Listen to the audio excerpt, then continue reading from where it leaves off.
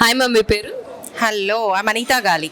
So ma'am, మీరు ఏం organisation నుంచి ఇక్కడికి వచ్చారు? What do you do? Yeah, actually I have a company, Make Me Garden Private Limited. We are into gardening sector. Okay. So ఇక్కడ నిన్న ఈ రోజు icon young entrepreneurs and business summit జరిగింది.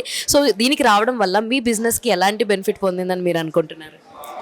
డెఫినెట్లీ యాక్చువల్లీ మనం ఇలాంటి ప్రోగ్రామ్స్కి వెళ్ళినప్పుడు first we look for networking, right? And my son actually we're into gardening, ours is a gardening company, but he's looking for such a investor where he want to pitch his ideas like permaculture, where he needs 15 to 20 CR of investment. ఇలాంటి ప్లేసెస్కి వచ్చినప్పుడు అలా ఎవరు మనకి నెట్వర్కింగ్లో connect అవుతారు అనేది ఒక idea ఉంటుంది.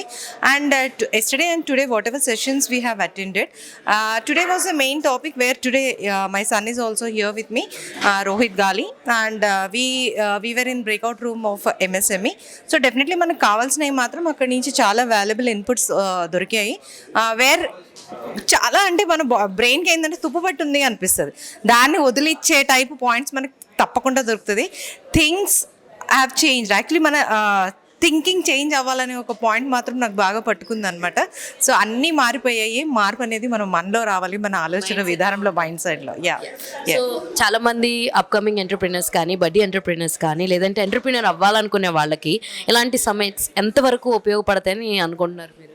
Here I would like to say, like నిన్న వచ్చినప్పుడు మనకి జీపీ నాయుడు గారని మాట్లాడితే ఏమన్నారంటే, యూజువలీ ఆంటర్ప్రినర్ అవ్వాలంటే age maximum like 35 to 40, whereas I'm already 50. Okay, so still, but my children want me to be an entrepreneur, where I feel no, this is not the right age.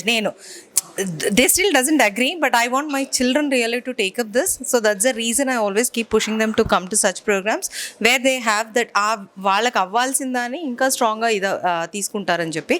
So here definitely ఈ type ప్రోగ్రామ్స్కి, and there was one this thing in the group that main entrepreneur అంటే ఎలా అవ్వాలి అనే దాని మీద మీరు ఇది చేయలేదు, ఎలా టేకప్ చేయాలనేది. అంటే నేను ఒకటి అంటాను, ఆడియన్స్ పట్టే మనకి క్వశ్చన్స్ కూడా ఉంటాయి, వాళ్ళు చెప్పాలేదు కూడా అదే చెప్తారు.